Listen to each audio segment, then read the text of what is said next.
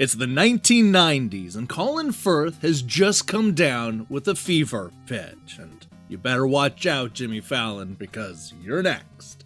This was also the time when comedy fans were keeping up appearances, The Prodigy threatened to start a few fires, and Bubsy the Bobcat tried and failed to take the mascot crown from Sonic and Mario.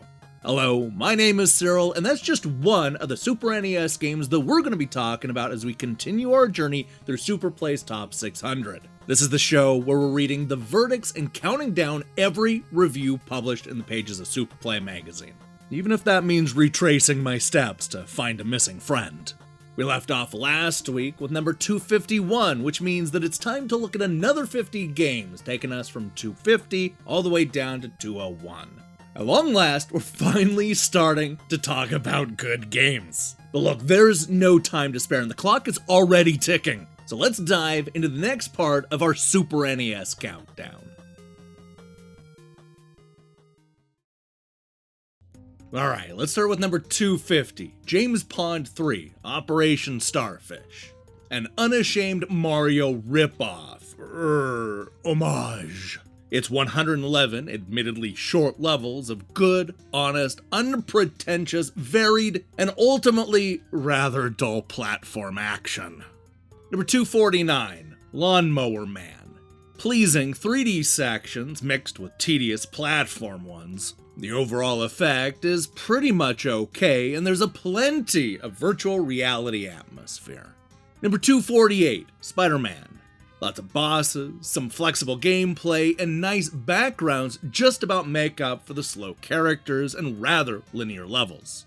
Number 247, Hammerin Harry. A better-than-average platformer where hitting cats and old ladies with a hammer is fine. Smiles on faces. Number 246, Bubsy the Bobcat. A solid enough platform game with plenty in its favor, but too predictable and with too many rough edges to be a classic that it could have been. Number 245, Championship Pool. As pool games go, and there aren't many on the Super NES, this captures the mechanics and feel of the game well. But then 40 square feet of green baize doesn't give you much scope for going wrong. Number 244, Brett Hull Hockey. It's got both NHL PA and Stanley Cup to beat, but old Brett might just do it. It's a competent, well-constructed game, and I enjoyed it. I wonder what playing the real game is like. Number 243, Fever Pitch.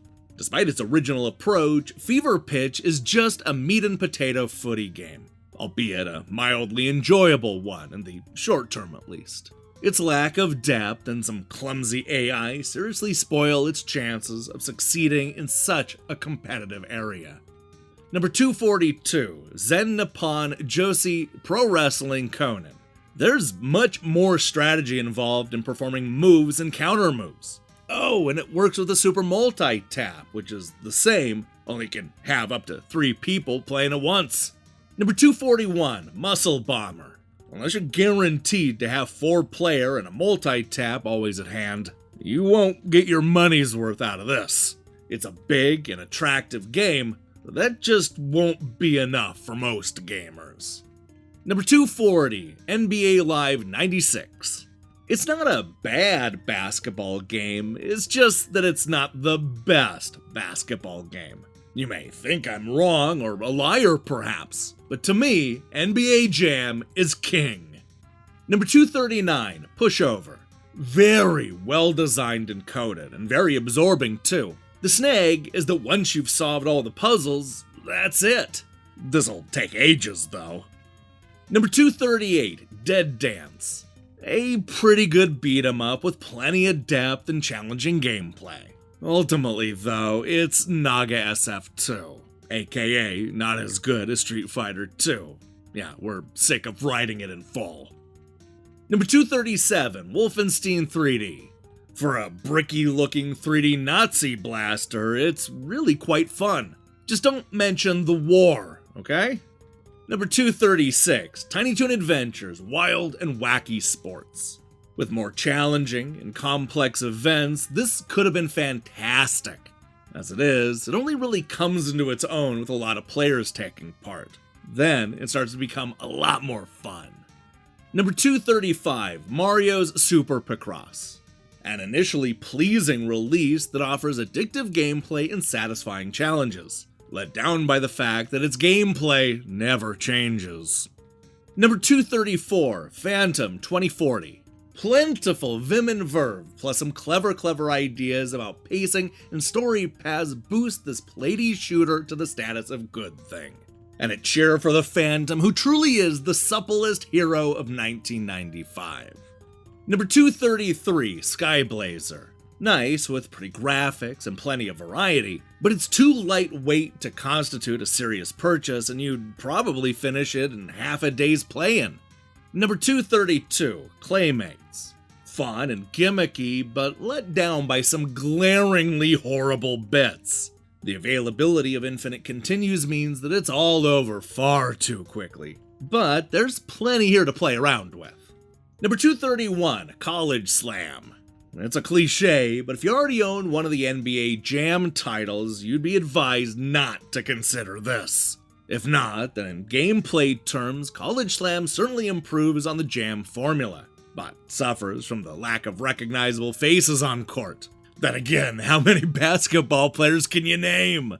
Bonkers and far too addictive in multiplayer mode, but hardly original. Number 230, WWF Royal Rumble. Think carefully before spending money on it, because it's shallow stuff, but this is the best WWF game imaginable and very amusing. Number 229, Super James Pond. The transition from Amiga to Super NES is a journey fraught with perils, but Super James Pond has managed it just swimmingly. Number 228, NHL Stanley Cup. It's not the screaming shot into the roof of the net, which is NHLPA. It's more of a glancing deflection between the keeper's legs. A goal all the same, though. Number 227, Raccoon Rascal. I doubt that many copies of this will make it over here. But if you see this one and fancy something quite definitely puzzly but distinctly different from the rest, then buy it. Number 226, Super Volley II. Despite odd perspective, a fab two-player game, but one that suffers from extensive Japanese text. For this reason, much of the gameplay is hidden. Number 225, Syo the Seal. A bit offbeat and unlikely to make a big impression in the UK, but irresistibly cute with the playability to back it up. It gets our seal of approval. Number 224, Troddlers. Initially, Troddlers seems rather too easy with disappointing graphics, but this game improves as you get into it. Cute, but not lovely. Number 223, Krusty's Super Fun House. Quite compulsive in a Lemming-Z kinda way. Little brothers and sisters are likely to enjoy it. Number 222, Toy Story. For the Mega Drive, Toy Story marked a new high point in graphics and gameplay. But on the Super NES, this side-scroller can't help but be compared to Donkey Kong Country 2. That's a comparison it'll lose every time. Number 221, Lufia. It's not up there with the likes of Final Fantasy on the high shelf of quality, but it's good enough to avoid gathering dust under the mattress of iniquity. Number 220, Pitfall, the Mayan adventure. It's fun, but then, alas, it's over. And that price, eh? Number 219, 100% Cotton. A great shoot-'em-up with a style you almost want to hug. Questionable longevity, though.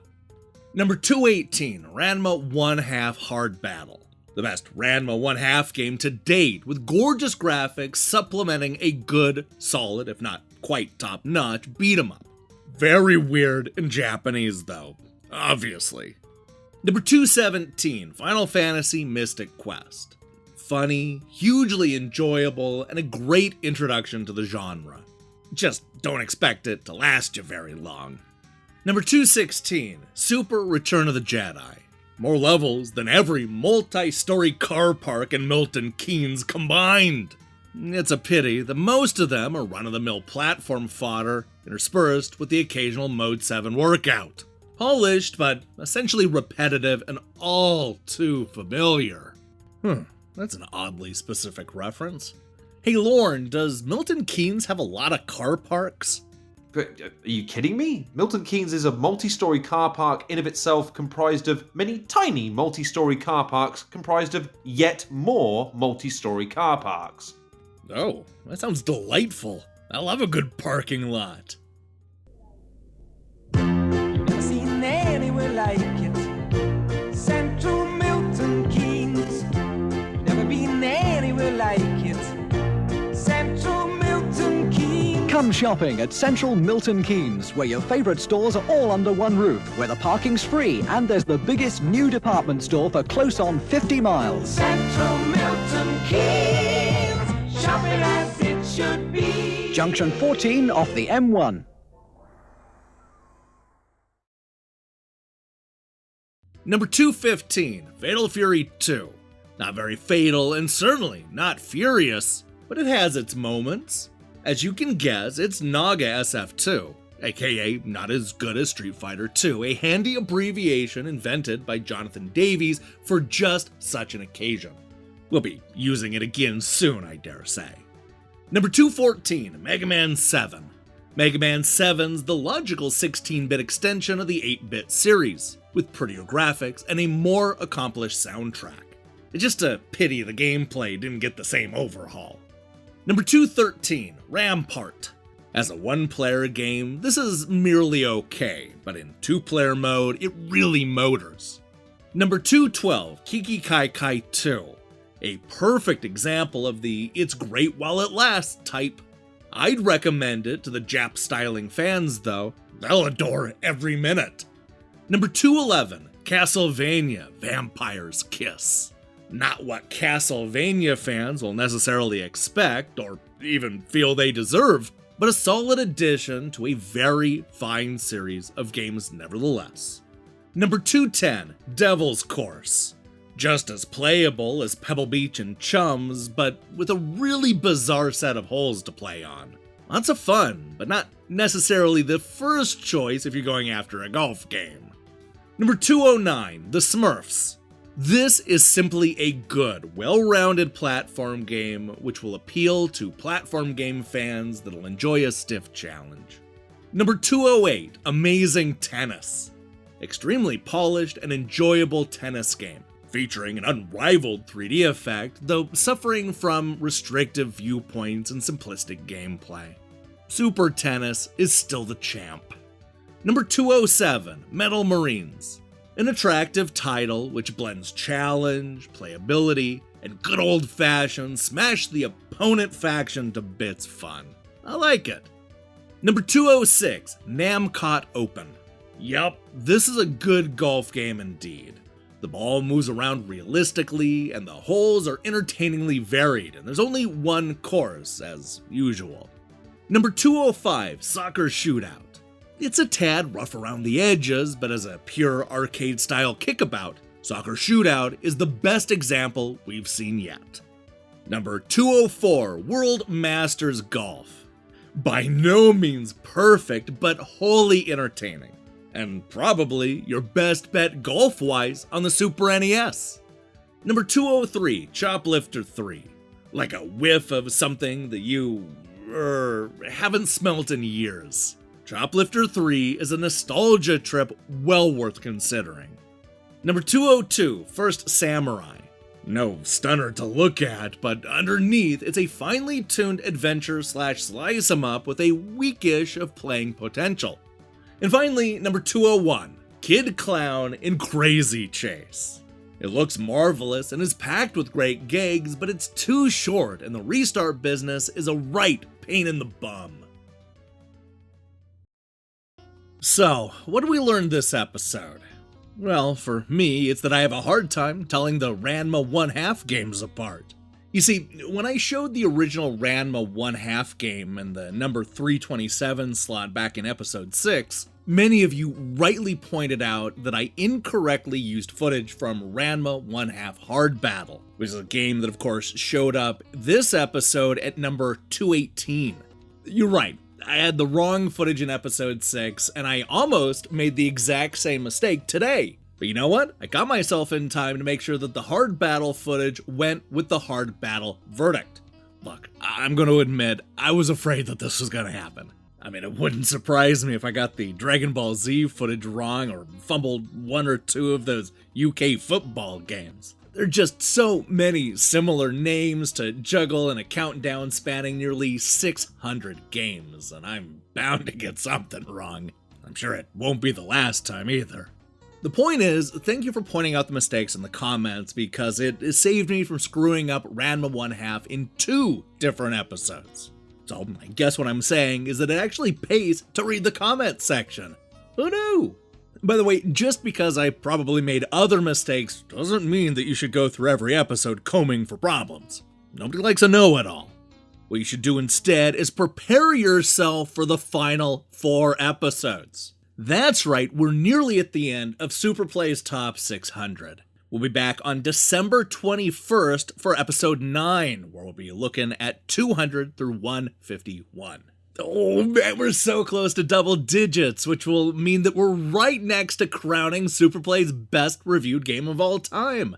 We have an exciting 2 weeks lined up for you, so make sure and join us next Tuesday, and don't forget to tell your friends to check out the full playlist. I'm sure they'll love it. Now, if you'll excuse me, I need to go find out if I still have a reservation at any of these hotels. See you next week! Wow, that was another great episode, Cyril. You're doing a really good job on this series. Oh, hey, thanks, Lord. That actually means a lot. Look, I know you wanted to host this series and haven't felt appreciated. You did leave me behind. Twice, I guess. But I just want to say that I like having you on the show, and so does the audience. It just isn't the same when you're not here. Well, that's proper nice of you, Cyril. Say, do you think you can help a brother out? Maybe as a way to make up for the whole hosting thing? It would really mean a lot to me. Sure, absolutely. Anything you need.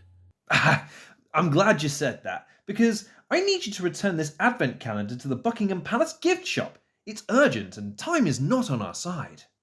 An advent calendar? But aren't there just like a handful of days before Christmas? Cyril, hurry. This is urgent. We don't have a moment to spare. Oh, okay. I guess I'll just head over there right now. Brilliant. I'll be waiting just over here for you to get back. Now, go on, get out of here. This absolutely cannot wait. Now with Cyril gone, I can finally enact my plan to take over Superplay's Top 600. It's mine, I tell you. All mine!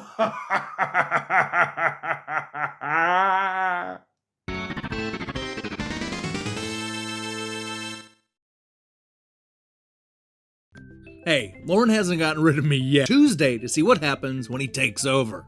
Also, I'm here to remind you that there are only 4 episodes left, and we're running them on Tuesdays and Fridays right up to New Year's Eve. Oh, and there's a full playlist. Tell your friends. Now, here's the question I have for you. What did you learn from Superplay this episode? Well, I learned that Naga SF2 is how Superplay describes fighting games not as good as Street Fighter II. In other words, every Super NES fighting game not named Street Fighter II. Way to narrow it down, guys. Let me see what you learned in the comments below. In other news, we'll be back next week with 2 more episodes of Superplay's Top 600, as well as reviews and more. If that sounds good to you, then I strongly recommend you click that subscribe button and support what we're doing here. Until then.